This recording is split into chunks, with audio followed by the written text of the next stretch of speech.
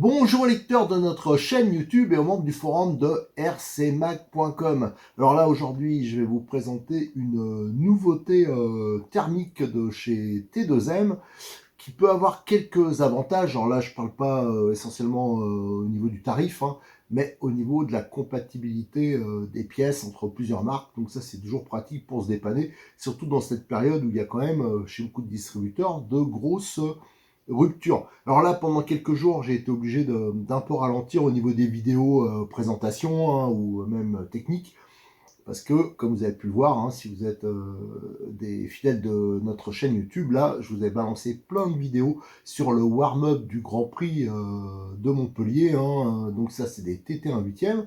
Donc je me suis dit, tiens, l'occasion de présenter un TT1 8e très économique pour débuter. Donc le fameux Pirate Rush, là, qui est sorti il y a à peine un mois, hein, donc vraiment pour la fin d'année 2021. Alors il y en a qui vont dire, ouais, mais c'est un TT1 dixième. Ah non, pour moi, quand on regarde la taille, alors pour une fois, d'habitude je fais la découverte en même temps que vous. C'est-à-dire que j'ouvre la boîte en même temps que vous, voilà, pour voir, pour vraiment avoir les mêmes impressions que quelqu'un qui reçoit sa voiture. Là, j'étais un peu impatient, j'avoue que j'ai ouvert, alors c'est Cyril hein, de Modis 34 qui me l'a amené la semaine dernière. Donc j'ai ouvert la boîte et j'ai un peu maté justement pour cette histoire de dimension. Et comme vous allez le voir, en fin de compte, c'est les dimensions d'un TT 1 huitième, hein, niveau empattement, niveau voie. Ça a des roues de TT 1 huitième, tout à fait classique. Et au niveau de l'aileron, enfin plein de choses comme ça. Donc pour moi, c'est un gros dixième qu'on a passé en TT 1 huitième. C'est exactement la même chose que, c'est pour ça que je l'ai mis là, la Psyma. En fin de compte, c'est le même principe. Hein. À la base, c'était du gros dixième qu'ils ont mis en TT1 8e brushless. Je l'ai mis là parce que justement, on va comparer, on va voir qu'il y a plein de pièces qui sont compatibles. Au niveau conception, c'est identique.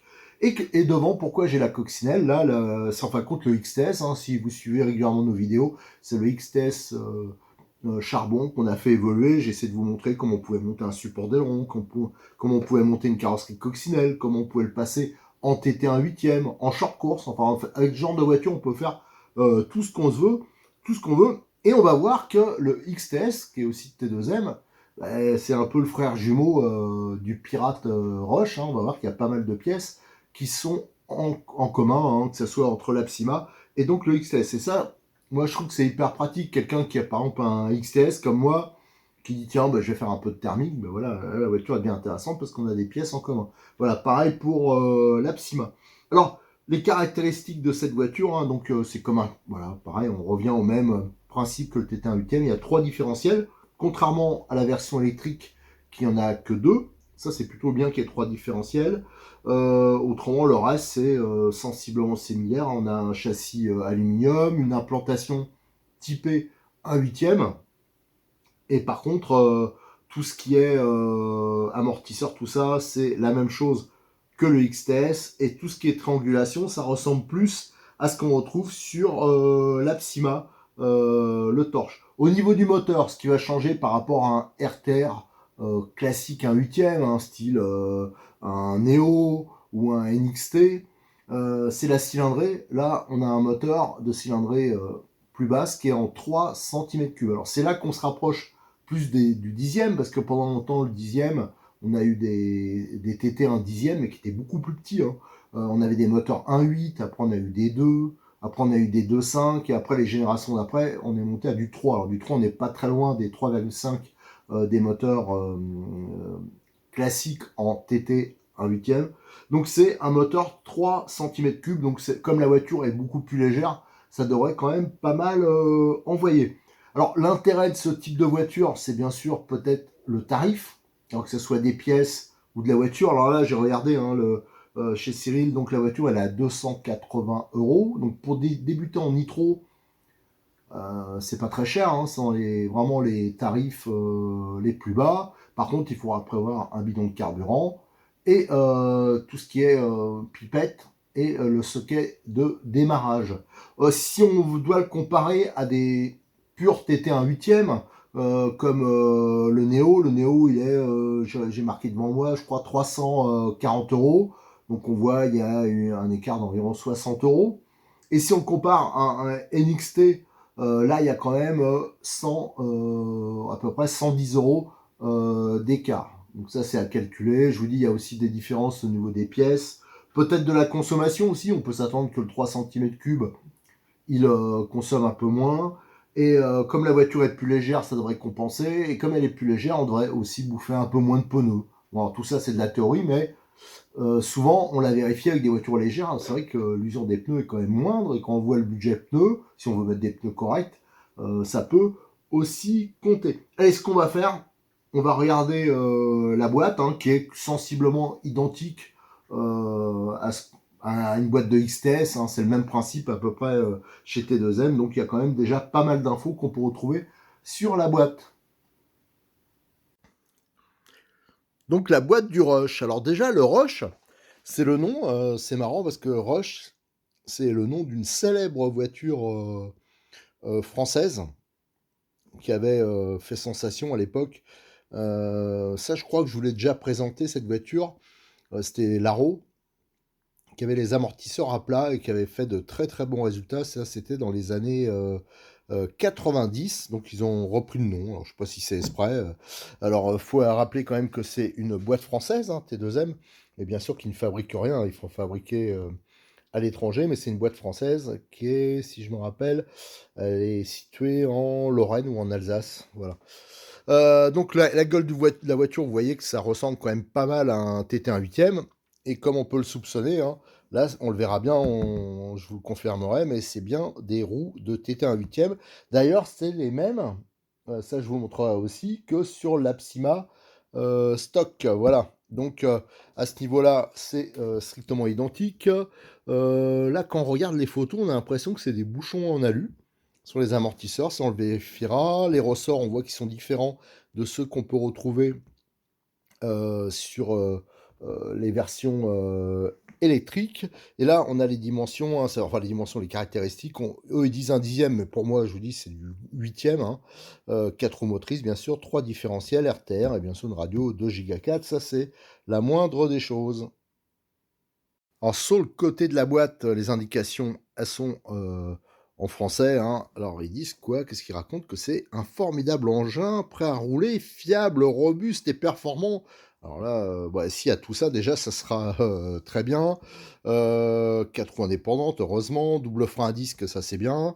Les cartes en CVD, apparemment, c'est sur à l'avant et à l'arrière. Ça, c'est plutôt un bon point. Sur roulement à billes, bon, ça c'est un minimum. Il y a des bavettes, ça n'existait pas sur la version électrique, du moins si c'était des bavettes non Alexandre, là c'est des bavettes en plastique. Le boîtier de protection, bah là on voit tout de suite que c'est le même que chez Absima. Là on voit le compartiment pour tout ce qui est la batterie, hein, pour le récepteur. Et là le système de double frein, le moteur à tirette. Qu'est-ce qu'il raconte? Moteur 18, hein, ça c'est la cylindrée, donc c'est un 3 cm3. Résonateur aluminium, ça on regardera, il y a plusieurs solutions si on veut améliorer. Là, il y a l'aileron, c'est le même que les Apsima, ça c'est un aileron qui est plutôt pas mal. Incidence variable, ça il est réglable, c'est vrai, dans tous les sens. Hein. Enfin, dans tous les sens, du moins en inclinaison. Le châssis en alliage et les amortisseurs hydrauliques, gros volume. Donc vous voyez, ça ressemble quand même beaucoup au niveau dimension à un TT 1/8. Alors la radio 3 voix qu'on retrouve sur la plupart des kits T2M. Alors moi j'aime pas trop à cause des boutons ici, mais d'un autre côté, parce que je trouve que c'est pas très intuitif quoi par rapport à un bouton en rotation. Mais par contre l'avantage c'est qu'on peut régler indépendamment le débattement, par exemple à droite et à gauche. Et ça c'est quelque chose qu'ils expliquent pas trop la notice, mais c'est vrai. Hein. Moi ça je l'ai déjà testé. Et il y a bien sûr une troisième voie. Là, il y a le moteur donc avec un résonateur alu, un réservoir avec un gros bouchon. Donc là, c'est la partie cerveau de gaz, logement pour la batterie et la commande frein avant, frein arrière hein, au centre. Et ici, on a donc les tirants. Alors, à savoir que ça, je l'ai découvert en démontant. Je pensais que c'était exactement comme le XTS. Et en fin de compte, non, le XTS, c'est fixe, le réglage. Là, c'est réglable. On va voir, il y a des pas inversés, donc c'est vrai qu'on peut régler le carrossage, et ça, c'est plutôt pas mal. Et les amortisseurs, vous allez le voir aussi hein, quand je vais ouvrir la voiture. Là, ça a été plutôt une bonne surprise parce que pour une fois, voilà, je dis bien pour une fois parce que ça, à chaque fois je le critique sur tous les RTR, les débattements, ils sont souvent mal calculés. Ça tape souvent dans les noix, tout ça. Enfin voilà, donc il y a toujours des petites choses à faire. Là, par contre, ça m'a semblé parfait. On va le voir en ouvrant la boîte. Alors voici ce qu'on peut découvrir quand on enlève le couvercle. Alors ici, vous avez une boîte, hein, ça doit être pour la radiocommande. Vous avez la voiture qui est bien calée hein, par les cartons. Et ici, vous avez l'aileron qui est déjà percé et décoré. Alors à savoir que là, c'est vraiment un aileron typique de TT 1/8. Donc je vais retirer, je vais la sortir de la boîte. Au fond, on voit qu'il y a tout ce qui est notice. On va la retirer. Enfin, quand on voit, hein, le seul truc qui reste à faire, c'est de mettre en place l'aileron. Bien sûr, il y a un peu plus de boulot que ça je vous l'expliquerai. Sûrement dans une deuxième vidéo, on verra hein, quelques petits conseils. Mais c'est vraiment des voitures, des vrais RTR, hein, c'est prêt à rouler. Alors, j'ai sorti le bolide de sa boîte. Alors, première chose qu'on voit, hein, c'est la carrosserie, elle est beaucoup trop haute à l'avant. Alors, c'est bien sûr réglable. Hein, regardez, je retire. Attendez, alors ici, il y a le trou pour l'échappement. Tout est découpé, hein, regardez. Le trou pour l'échappement ici. Et le plot, il est réglable en hauteur. Et d'origine, c'est un peu trop haut, donc il faudra le baisser. Bon, ça, il n'y a rien de dramatique. Alors, au niveau dimension, si je remets la carrosserie comme ça, donc ici, j'ai fait exprès, j'ai mis, pour comparer, un Absola stock, donc qui est un 1/8, hein, qui est un peu sur la même base. Et vous voyez que les pneus, déjà, c'est strictement les mêmes. Et que le stock, il est un poil plus long. Mais le stock, comme je l'avais expliqué, son problème, c'est qu'il n'est pas conforme, pour ceux qui voudraient faire des petites amicales, il n'est pas conforme à la réglementation, il est trop long en châssis. Alors donc ça veut dire, là j'ai mesuré, hein, de toute façon, lui par contre, le Rush, il est tout à fait conforme. Au niveau voie, au niveau empattement, c'est strictement identique à un TT 1/8. Alors ça, par exemple, je vous le comparais tout à l'heure, je vais vous le mettre à côté d'un Neo, d'un MP9 ou d'un NXT, vous verrez, hein, c'est similaire. Ce qui va changer, bien sûr, c'est le poids. Alors là, j'ai pris quelques mesures. J'ai mesuré, il pèse 2,835 kg. Voilà, comme il est là, hein, donc il reste à faire le plein. Par contre, j'ai mesuré un MP10, un Neo, tout ça, c'est à peu près 3,4 kg. Donc on voit, il y a allez, pas loin de 600 grammes à peu près de différence. Donc 600 grammes, c'est quand même, si on regarde, hein, c'est énorme hein, par rapport au poids total de la voiture. Donc c'est pour ça que normalement, d'après les premiers tests qu'il y a eu, tout ça, hein, moi personnellement, je ne l'ai pas testé. Pour l'instant, je n'aurai pas l'occasion de le tester parce qu'il y en a assez peu qui sont arrivés. S'il n'y en a pas beaucoup, et bon, il ne peut pas à chaque fois me claquer un kit dès qu'on doit faire un essai. Alors j'essaie de trouver une solution. Mais c'est vrai que ça m'intéresserait vraiment de le tester, ce petit moteur. Mais en 3 cm3, je pense que ça devrait, comme la voiture est légère, ça devrait déjà bien envoyé. Alors je vous dis, au niveau look, c'est plutôt pas mal. Le seul truc qui va pas, mais ça c'est hyper facile à rectifier, c'est la carrosserie qui est fixée beaucoup trop haut. Alors ça fait comme s'il y avait une énorme prise d'air. Voilà, donc ça sera facilement, c'est réglable. Hein, vous voyez, c'est le même plot à l'avant qu'à l'arrière. C'est d'ailleurs ceux qu'on retrouve sur les Absola. Donc il y a plusieurs trous, il suffit de le rabaisser. D'ailleurs, je le ferai. Hein. Comme ça, la personne qui va prendre la voiture, parce que bien sûr, ce sera pour un client à Cyril, bah, j'en profiterai si je vois des petites bêtises, des trucs comme ça, je vais en profiter pour les rectifier. Alors là, la voiture, niveau implantation, alors la notice, hein, on en parlera tout à l'heure. Je mets un peu de côté, tout à l'heure on reparlera de la notice et de la radio. Si on regarde l'implantation, on a un châssis donc entièrement en aluminium avec le même principe hein, que sur toutes les voitures qui ont cette base-là, ces cellules-là, qui sont pas mal d'ailleurs. Vous avez l'empreinte là, ça vient s'incruster dans le châssis et ça permet justement de bien guider la cellule. Là, la fixation, elle est vraiment hyper solide. Et en plus, ces cellules, elles se rallongent. Ça, pareil, quand je démontrerai, je vous montrerai ça en détail. Euh, Elles vont plus loin sur le châssis, ça permet de le rigidifier. Et ça, c'est important que ce soit sur l'avant, l'arrière. En fin de compte, elle est fixée là. Et ça va jusqu'ici, le point de fixation. C'est pour ça d'ailleurs que les cellules avant et arrière sont pas identiques, parce que l'avant, bien sûr, elle suit le pliage du châssis. Alors, c'est plié pour donner un peu de chasse et aussi pour mieux appréhender, mieux aborder tout ce qui est Boss. Là, on voit pareil par rapport au STX, hein, c'est des vraies bavettes, hein, un peu comme on a en TT 1/8. Et la différence, grosse différence, c'est aussi ici on a un différentiel avec deux disques de frein, hein, donc ça c'est freinage double disque. Alors justement, je vais retirer la carrosserie. Ah bah ça je l'avais pas prévu, mais on va regarder tout de suite. Je vais vous montrer les similitudes. Alors les similitudes, regardez. Alors par rapport, allez, je vais retirer sur le STX. Ça, pareil, j'avais pas trop prévu. Mais regardez, l'implantation du cerveau sur le STX. Voilà, donc il y a une boîte là. Donc c'est à plat. C'est quand même relativement similaire. Mais on voit ici sur l'Apsima que c'est pas aussi droit. Regardez la tringlerie. Elle est un peu en biais. Alors qu'ici, elle est bien droite. Alors je vais vous dire pourquoi. C'est parce que ça, ils l'ont changé, notamment sur l'Apsima. Je viens d'en apercevoir, normalement, la biellette, elle était là. Mais sauf que ça frottait sur les Apsima. Alors moi, j'avais apporté une solution. Je leur avais même envoyé. Apparemment, ils ne l'ont pas prise en compte, hein. Ils ont juste inversé la biellette. D'ailleurs, je trouve ça un peu naze. Ça, c'est en biais. Moi, je trouve ça pas terrible. Enfin bref, bon, c'est comme ça. Mais surtout, regardez, le cerveau, il est à plat. Et au-dessus, il y a une mini boîte. Elle est vraiment toute petite pour le récepteur. Bon, l'avantage, c'est que c'est bien compact. Et là, hop, surprise, qu'est-ce qu'on a? C'est exactement le même principe, c'est la même boîte, voilà. Sauf que là, on a une platine en aluminium qui est prêt en sandwich et qui permet de rigidifier le châssis. Regardez le système. Là, ils ont fait une pliure, donc c'est quand même du métal assez épais, là. Et ça sert, moi je suis sûr que c'est pour ça, ça sert à rigidifier le châssis. Ça veut dire la platine, là, elle peut pas aller plus loin, elle rentre. Voilà, elle rentre en contact après avec la platine. C'est pas trop con d'ailleurs. Voilà, ça permet de rigidifier l'ensemble. Donc là, on voit, c'est vraiment similaire à l'Apsima. D'ailleurs, moi, je vous conseillerais rapidement. D'ailleurs, je vais voir avec Cyril.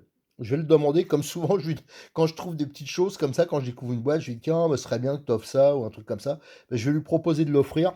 Ah mince, maintenant il va être coincé, il ne pourra pas refuser. Le palonnier qu'il offre déjà sur les Apsima, hein, et qui permet. Non, mais en fin de compte, c'est celui-là, hein. C'est ce palonnier-là qui existe en plusieurs couleurs, qui est verrouillable. Et ça apporte quand même un gros plus. D'ailleurs, il faut un peu le modifier, c'est tout, hein. Quand on le monte, ça j'ai déjà expliqué sur la chaîne YouTube. Et ça permet d'avoir une commande qui est beaucoup plus balèze. Alors ce qui est bien, c'est que c'est des grosses rotules, façon 1/8 avec des pas inversés. Alors il faut savoir qu'il y a des TT 1/8 de compétition qui n'offrent pas quelque chose d'aussi sophistiqué à cet endroit-là, hein. Je veux dire, qu'il n'y a pas de réglage. La commande de direction, ça d'ailleurs, bientôt, je vais vous faire, c'est exactement la même que sur le XTS ou l'Apsima. Regardez, c'est les mêmes pièces. Voilà. Ça, c'est bien connu. Je vous montrerai, je ferai une petite prépa là-dessus. Il n'y a pas grand-chose à dire, mais j'ai vu sur le forum, hein, d'ailleurs, je vous rappelle, on a un forum spécial débutant. Il y a un sujet qui est assez complet sur le XTS. Il y a plein de choses, on peut s'en inspirer. Et je vous ferai une petite prépa là-dessus, parce qu'il y a des petites choses qu'on peut modifier et qui coûtent rien et qui peuvent vraiment faciliter la vie au niveau de l'entretien. Mais le système de direction en lui-même, il est vraiment solide. Regardez, il y a des biellettes à pain inversées, des grosses rotules, il n'y a pas de problème. Ce qui va changer, c'est les triangles par rapport au XTS. Regardez, les triangles, ils sont similaires, sauf qu'il n'y a pas le réglage du carrossage. Donc là, voilà, la voiture, la version Nitro, et les triangles sont un peu plus longs et ils ont gagné le réglage du carrossage, donc avec des pas inversés. Donc ça, c'est très bien, ça permet de bien régler sa géométrie. Et surprise, regardez, c'est exactement la même chose que sur le stock. Voilà, l'Apsima. Donc ça va être bien parce que si, bon, je peux vous assurer que c'est vraiment solide les pièces plastiques. Mais si jamais il y a un problème ou qu'on veut faire une bidouille ou quelque chose comme ça, l'avantage, c'est que comme quand il y a plusieurs marques qui le font, ben, on peut comparer les prix. Et j'ai déjà regardé un peu, je peux vous assurer que c'est pas du tout les mêmes prix entre les pièces T2M et les pièces Apsima. Donc ça, c'est plutôt pas mal. Autrement, au niveau des cellules, c'est exactement les mêmes, que ce soit l'Apsima, le XTS, enfin toutes ces voitures-là. Toute cette partie-là, c'est identique. Là, bien sûr, c'est un peu inédit, hein, au niveau de la commande. Alors ça, c'est des pignons normalement métal. Alors celui-là, il doit être plus puissant. Alors je regarde. Ah, là, il n'y a pas les indications. C'est vrai que sur la boîte, ça doit être indiqué. Mais ça fait partie du genre de choses qu'on peut par la suite faire évoluer sans se ruiner, hein. Je vous rappelle, il y a des cerveaux une vingtaine à 20-25 € qui sont hyper performants. Mais moi, si vous suivez les conseils que je donne à chaque fois pour les réglages de débattement, c'est pour ça qu'on les tue. Souvent, les cerveaux, il y en a et ah bah, j'ai roulé 2 fois, le cerveau il est mort. Mais la plupart du temps, c'est parce qu'on n'a pas bien réglé le débattement. Ça, je l'explique à chaque fois. Si vous avez en débattement maxi, quand vous êtes en butée et que le cerveau il continue à pousser, bah, automatiquement vous allez le dézinguer très rapidement. Faut vraiment, sur les radios c'est réglable, faut vraiment bien régler ces butées de direction. D'ailleurs vous remarquerez, hein, ça fait quasiment 3 ans qu'on l'a le XTS. Ça c'est, en fin de compte, à la base c'est la voiture de démo de Cyril, un Modis 34, qu'on a mis à toutes les sauces. Et regardez, c'est toujours le cerveau d'origine qu'on a dessus, hein. Donc vous voyez, il peut durer 3 ans et pourtant on lui en a mis plein la tête. On l'a utilisé avec des grosses roues, des petites roues, enfin voilà. Et donc souvent, tout ce qui est fiabilité, c'est souvent un problème d'entretien ou de réglage. Quand vous avez la voiture, il ne faut pas trop se précipiter à la faire rouler. Regardez bien les vidéos qu'on a faites sur toutes ces voitures. On essaye de vous donner un maximum de conseils pour vous éviter les problèmes. Alors ça, on l'ouvrira plus tard, hein, mais dedans, vous avez l'interrupteur, apparemment une seule vis qui permet d'accéder au boîtier pile. Là, pareil, on va regarder au boîtier pile, je vous donnerai des conseils là-dessus. Je vous montrerai les possibilités de monter des batteries. Ça aussi, c'est beaucoup plus fiable. Qu'est-ce qu'on a? On a le fameux moteur.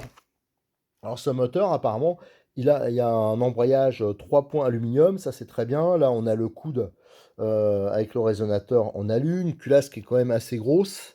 Le filtre, par contre, alors là, je vous dis tout de suite, le filtre, ça, faudra faire vraiment attention. Celui qui roule en tout terrain avec ça, ça faudra monter autre chose par la suite, parce que ça va être trop light en TT, et on risque de massacrer le moteur à vitesse grand V. Euh, le réservoir, alors, il est monté bien souple, ça c'est très bien, ça c'est important. Il faudra voir qu'il ne touche pas, non, il touche pas le résonateur. L'ouverture est vraiment très grande. Il y a cette petite tirette. Alors ça, c'est vraiment rare qu'on livre ça. C'est souvent des options. Donc ça, c'est plutôt un bon point pour ouvrir plus facilement. Par contre, ce qui va pas du tout, je vais vous le dire. Alors déjà, la durite, là, bon, elle est très courte. Il n'y a pas de filtre. Je pense que le filtre, ça, on vérifiera. Mais il doit être... c'est pas sûr qu'il est intégré. Alors ça, je pense que ça serait quand même bien par la suite d'installer un filtre à essence... voilà, pour quand même s'assurer qu'il n'y a pas d'impureté qui rentre dans le carburateur. Et surtout pour donner, quand on fait du loisir, bah, si on se retourne avec une durée très courte, on va très rapidement désamorcer le moteur. Et ça, désamorcer, c'est pas bon parce qu'en fin de compte, bon, déjà on cale, mais en plus, ça veut dire que le moteur, il va s'arrêter en étant à sec. Et là, c'est pas bon pour le moteur parce qu'il serre, en fin de compte, il peut se serrer. Donc ça, c'est pas terrible. Assurez-vous, quand vous éteignez, de pas tomber en panne d'essence. C'est pas, voilà, c'est pas génial. Et là, on voit qu'il y a tout de suite un truc qui va pas aller. Alors ça, je vais le rectifier.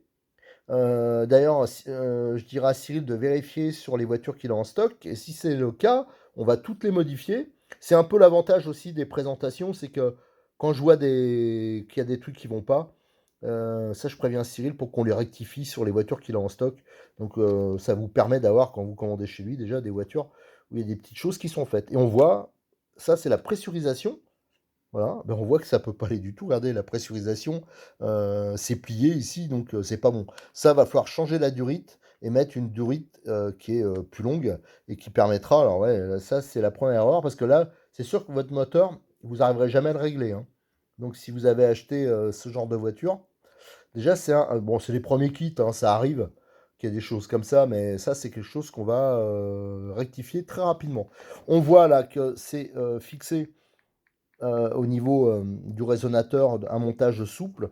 Mais par contre, là, moi, je conseillerais. Ah ben non, putain, c'est pas con leur système. Ils ont, pour pas que ça tourne, il y a un petit trou ici. Ah ben c'est ouais, c'est assez astucieux. Mais c'est vrai que j'aurais mis une petite rondelle là pour un meilleur appui sur la corde à piano. Mais leur système, il est pas bête du tout là. Voilà, ça évite. En fin de compte, ils ont fait ça pour éviter que la fixation elle tourne. Parce que dans ce cas-là, le pot, bah, il peut se déboîter. Parce que c'est pas une fixation type carte ici. Donc ça peut se déboîter plus facilement.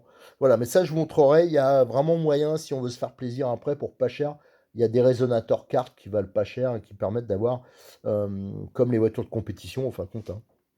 Là, vous avez une couronne plastique, ça c'est pas du tout un problème. Une couronne plastique, si l'entredent est bien réglé, ben, ça a l'avantage de ne pas user la cloche, d'être silencieux. Alors par contre, ça, on vérifiera par la suite. J'ai l'impression qu'il y a un peu trop de jeu. Bon, on vérifiera. De toute façon, la voiture, je vais quand même un tout petit peu décortiquer des trucs. Et ça me permet en même temps de la vérifier hein, pour le client de Cyril qui achètera cette voiture en attendant que je puisse, moi, en récupérer une. Si on regarde au niveau des cardans, donc j'ai regardé, hein, c'est des cardans apparemment, et c'est des homocéniques à l'avant et à l'arrière. Ça, c'est plutôt un très bon point. Je crois que c'est pas le cas sur la version électrique. Et au niveau suspension, ben, moi je trouve que c'est plutôt pas mal, quoi. Je veux dire, pour un truc de base comme ça me bah, bien sûr, il faudrait un peu régler. Voilà, pour l'arrière, il y a un poil dur. Il faudrait juste détendre les ressorts. Mais les ressorts, il y a un bon choix de ressorts. Et surtout, j'ai regardé les débattements mini maxi et on ne tape pas dans les noix de cardan. Et ça, c'est presque un miracle parce que c'est plus que rare sur les RTR, hein. À chaque fois, quasiment toutes les voitures que je vous présente, pour aller bien, il faudrait caler au niveau avec des joints pour pas justement avoir des débattements qui sont trop importants dans un sens ou dans l'autre. Là, c'est nickel. Voilà, là, il n'y a aucun problème à ce niveau-là. Voilà, alors qu'est-ce qu'on peut dire d'autre? Donc c'est un moteur tirette, hein, donc là, je vous ai déjà fait le rodage du Neo, hein, du Kyosho Neo. Vous pouvez vous inspirer de ça pour le rodage, hein, ça sera pareil. Et j'ai vu que ça bloquait pas trop. Donc ça, je pense que ça va faciliter les premiers démarrages, surtout l'hiver. L'hiver, hein, c'est galère à roder les moteurs parce que l'idéal, c'est quand même de chauffer un peu la culasse. Si vous regardez les photos que j'ai fait ce week-end du warm-up du Grand Prix de Montpellier, on voit il y a plein de pilotes, c'était thermiques, hein. On voit ils ont des couvertures chauffantes, hein, ça existe, qui se mettent autour de la culasse et qui permettent de le monter en température. Et là, bien sûr, ça facilite beaucoup le premier démarrage. Au niveau de transmission centrale, c'est des cardans bien sûr en acier, des noix en acier. Là, il n'y a rien de spécial à faire, à voir, mais si je peux, je démontrerai aussi. Bah, pour le reste, hein, ça on regardera pour le reste, on regardera, je ferai une autre vidéo, autrement ce sera trop long, on démontera les roues, on regardera au niveau des moyeux. Ce que je vais faire maintenant, c'est que je vais aller prendre des TT 1 huitième, là, que j'ai, parce que je prépare des vidéos là-dessus, et on va justement les comparer niveau dimension. Cette petite comparaison, je vais le faire finalement avec le Neo, hein, parce que c'est pas à peine, les autres c'est identique. Là, on va pouvoir voir vraiment, regardez, au niveau de la voie, de l'empattement plutôt, excusez-moi, c'est strictement identique. Le diamètre des pneus, bien sûr, c'est strictement identique. Les carrosseries, là, c'est un peu plus étroit, mais voilà, l'autre, c'est une conception un peu plus ancienne, hein, parce que le Neo, c'est une voiture qui a pas loin de 20 ans, hein, la base. Voilà, donc on voit qu'au niveau aileron, pareil, hein, c'est le même genre. Alors maintenant, on va regarder tout ce qui est au niveau de la voie. J'ai mis les voitures face à face, et là on s'aperçoit que c'est pareil, c'est strictement identique. Donc on se retrouve avec une voiture qui serait, éventuellement pour celui qui veut faire un peu d'amical, alors bien sûr, hein, vous allez pas battre Renaud Savoya ou Yannick Egoin, hein, enfin des grands champions avec ça, mais vous pourrez participer sans problème. C'est réglementaire. C'est pour ça que pour moi, c'est un TT 1 huitième. Et si on regarde la triangulation, vous regardez, c'est strictement identique hein, niveau taille, hein. Voilà, c'est les mêmes longueurs que par exemple le Neo. Les amortisseurs, bien sûr, le Neo c'est un peu plus gros en diamètre. Les supports, là, il est un peu plus épais hein, que là. Bon, voilà, mais autrement, voilà, toutes les pièces sont un peu plus grosses. Pourquoi? C'est ça qui fait déjà la différence de poids. Et là, à la base, c'est un vrai TT 1 huitième. Bien sûr, le moteur est plus gros, hein. Le réservoir, il est aussi de plus grande dimension, hein. Voilà, il y a des choses comme ça qui changent, mais dans le principe, voilà, voilà, moi j'appelle ça un TT 1 huitième Nitro Light. Donc voilà, donc c'est ça que je voulais vous montrer déjà, que c'était pour moi pas un dixième, c'est un gros dixième si on veut dire, mais pour moi c'est un TT 1 huitième light, hein, donc avec toutes les pièces sont un peu plus petites ou voilà. Donc, mais c'est pas ça qui va faire que la voiture elle sera pas fiable, hein, parce que le XTS il a une très très bonne réputation niveau fiabilité, donc je vois pas pourquoi ce serait pas le cas avec cette voiture. Ensuite, la seule interrogation qu'il y aura, c'est au niveau du moteur. Moi, j'ai eu des premiers retours comme quoi c'était quand même un moteur qui était facile à démarrer, facile à régler. Donc dans les petits points, dans les points négatifs hein, pour moi, alors bon, celui-là c'est vraiment light, hein, c'est juste d'entrée qu'il faut baisser ça. Hein. Bon, ça c'est rien. Pour avoir une carrosserie esthétiquement et voilà, qui se retrouve pas haute, c'est vrai que ça fait un peu bizarre. Et l'autre interrogation pour moi, c'est le filtre à air. Et la durite. Alors la durite, là, ouais, je vois pas comment ils ont pu laisser passer ça. Là, c'est sûr que la voiture, elle ne pourra jamais démarrer. Donc les gens qui ont acheté ça, je sais pas s'il y en a qui ont eu pour Noël, mais automatiquement, ils vont avoir un problème à ce niveau-là, quoi. Donc euh, ça va falloir. Je le rectifierai sur les voitures à Cyril, en tout cas. On changera la durite et on mettra une durite plus longue. Et après, l'autre interrogation, je me rappelle, ah oui, le filtre à air. Voilà, le filtre à air, ça c'est un filtre à air typique 1/10. Donc la mousse, elle se démonte comme ça, on peut la huiler, hein, pas de problème.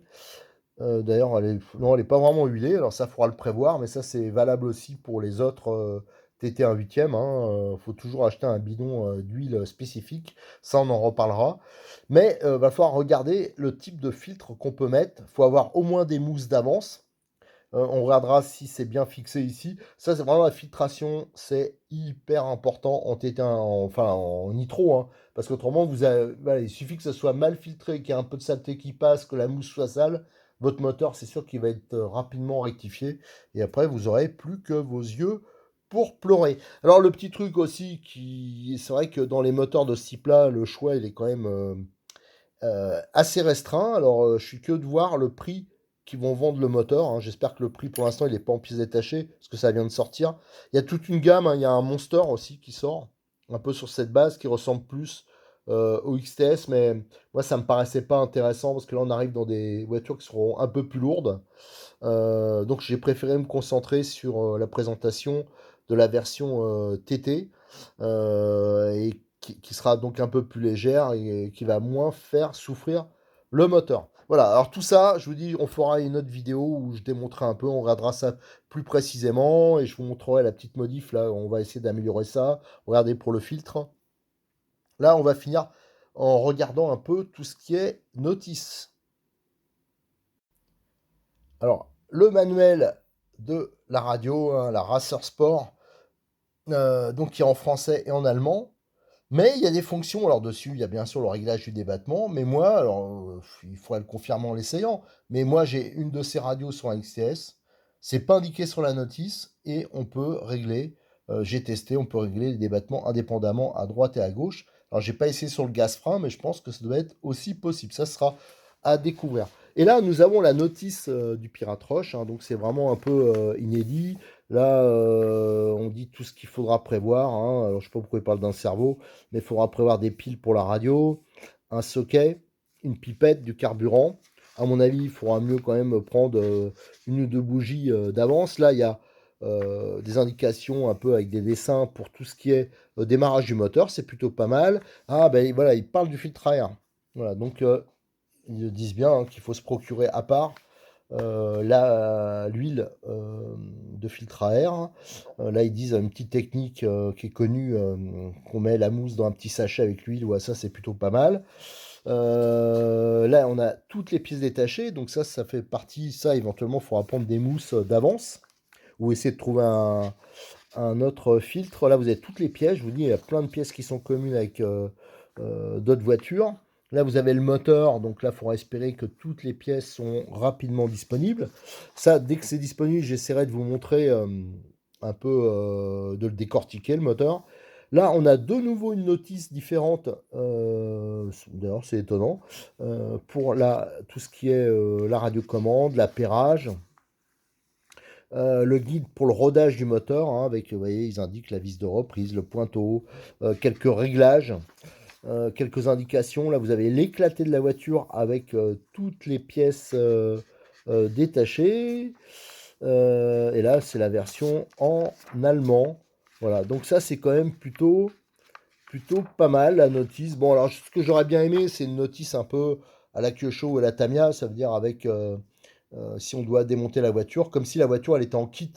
Donc ça permet de la remonter plus facilement. Là, c'est vrai que si vous démontez, que vous n'êtes pas trop bricoleur, il faudra quand même faire attention. C'est pour ça que ça sera intéressant, si j'arrive à en avoir une, de faire un tuto, des tutos, en fin de compte, de la démonter entièrement et de vous remontrer au remontage, les petites choses à faire, les petites choses qu'on peut améliorer. Allez, voilà tout ce qu'on pouvait dire hein, sur ce petit rush. Hein. C'était une première prise de contact. Je vous dis, il y a des choses qui me plaisent bien, d'autres, voilà, mais qui sont faciles à résoudre, donc ça, c'est pas vraiment un problème. Après, ma seule interrogation, c'est de me dire, bon, il n'y a pas un écart de prix énorme avec, par exemple, le Néo. Est-ce que, voilà, qu'est-ce qu'on peut conseiller si on me demande conseil? Voilà, là, je suis un peu embêté. Est-ce que je conseille plus dire, ben, il faut mettre un peu plus de sous et prendre le Kyosho ou prendre le T2M? Alors, voilà, c'est vraiment l'interrogation.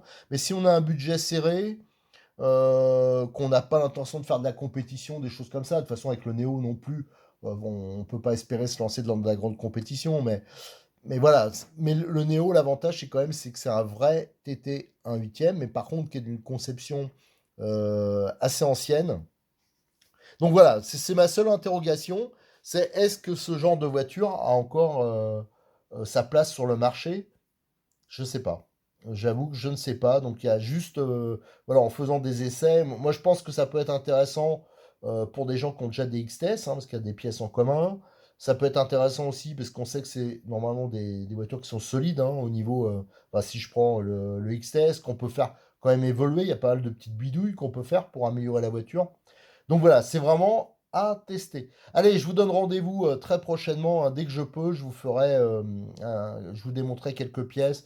Je ferai aussi quelques contrôles, comme ça permettra à ceux qui sont intéressés, qui commanderont la voiture à Cyril, d'avoir, comment dire, d'entrer une voiture qui est un peu vérifiée. Et si jamais il offre le palonnier alu, ben, j'en profiterai pour le monter sur la voiture.